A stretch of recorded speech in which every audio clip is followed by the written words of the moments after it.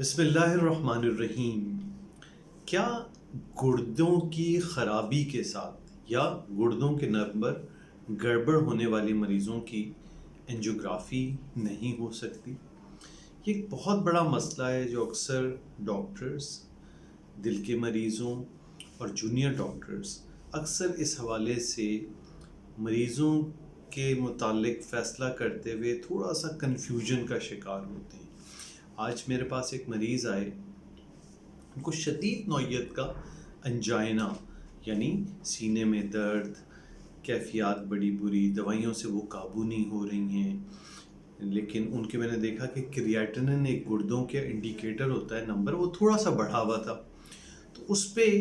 ان کو ہسپتال والوں نے ڈسچارج کر دیا تھا کہ بھئی آپ کی انجیوگرافی نہیں ہو سکتی کیونکہ آپ کے گردے گڑبڑ ہیں، پہلے کسی گردے والے کو دکھا کے اس سے فٹنس لے کر آئیں اور دوسری چیزیں۔ دیکھیں، ایسا کچھ نہیں ہے کہ اگر کسی کے گردے کے نمبر تھوڑے بہت خراب ہیں تو اس کی انجیوگرافی ہو ہی نہیں سکتی، ایسا کچھ نہیں ہے۔ بنیادی بات یہ ہے کہ ہمیں یہ فیصلہ کرنا ہوتا ہے کہ انجیوگرافی کرنا کتنا ضروری ہے، یعنی مریض کے مرض کی نوعیت کس حد تک پہنچ چکی ہے کہ اب اس کی انجیوگرافی کرنا ضروری ہے، اور انجیوگرافی کے بغیر کوئی راستہ نہیں ہے۔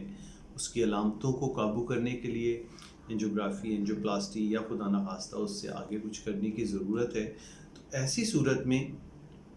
کسی کے گردے کے نمبر اگر گڑبڑ ہیں تو یہ نہیں دیکھنا کہ گردے چونکہ گڑبڑ نمبر ہیں اس لیے انجیوگرافی کی وجہ سے گردے بیٹھ سکتے ہیں اس لیے ہم انجیوگرافی نہیں کریں گے، نہیں، پھر ہمیں وہ سارے اقدامات کرنے ہوں گے جن کے ذریعے سے ہم گردوں کو کم سے کم متاثر کریں انجیوگرافی کرتے ہوئے، کہ ڈائی کم سے کم دیں پہلے اور بعد میں، مریض کو اچھی خاصی پانی کی مقدار اتنی اس کے جسم میں رہے کہ گردے متاثر نہ ہونے پائیں۔ تو اس سے کیا ہوگا کہ انجیوگرافی کے دوران گردے بیٹھنے کے جو خطرات ہوتے ہیں وہ کم سے کم ہو جائیں گے، لیکن مریض کے مسئلے کے حل کی طرف ہم جا سکیں گے۔ انجیوگرافی دیکھ کے نالیوں میں تنگی والا معاملہ ہے تو، اور میں نے ایسے کئی مریضوں کو جن کے گردے کے نمبر گڑبڑ تھے لیکن ان کا مرض بہت شدید تھا، تو اس کے باوجود بھی ان کی انجیوگرافی بھی کی ہے، ان کی انجیوپلاسٹی بھی کی ہے، اور اللہ کا شکر ہے کوئی پرابلم نہیں ہوئی ہے، اور اس سے ان کے دل کا مسئلہ بھی حل ہو گیا ہے۔ تو یہ ہمیشہ یاد رکھیے کہ ایسی صورت میں آپ کو یہ فیصلہ کرنا ہے کہ انجیوگرافی ضروری کتنی ہے۔ ہاں، بہت سے مریضوں میں ہم اس لیے انجیوگرافی کر رہے ہوتے ہیں کہ علامتیں اتنی شدید نہیں ہوتی ہیں، صرف معلوم کرنا ہے کہ بھئی رسک اسٹیٹس کیا ہے۔ تو ایسے لوگوں میں ہم گردے اگر خراب ہوں یا گردوں کے نمبر گڑبڑ ہوں تو ہم پھر وہ گردے والا رسک نہیں لیتے، تو انجیوگرافی سے ہٹ کے دوسرے ٹیسٹوں سے واضح کرنے کی کوشش کرتے ہیں جس میں اور نوعیت کے ٹیسٹ ہیں، ای ٹی ٹی ہے، تھیلیم ہے، اور دوسرے ٹیسٹ ہیں، جن سے ایک رف آئیڈیا انڈائریکٹلی ہو جاتا ہے کہ پیشنٹ کا رسک کتنا ہے اور اس کے اندر دل کے حوالے سے خطرات کتنے موجود ہیں۔ تو بس کنکلوژن بتانے کا یہ ہے کہ ایسا نہیں ہے کہ کسی کے گردے کے نمبر اگر تھوڑے بہت گڑبڑ ہیں یا گردے خراب بھی ہیں یا ایون وہ ڈائلسس میں بھی ہے، ایسی صورت میں بھی اگر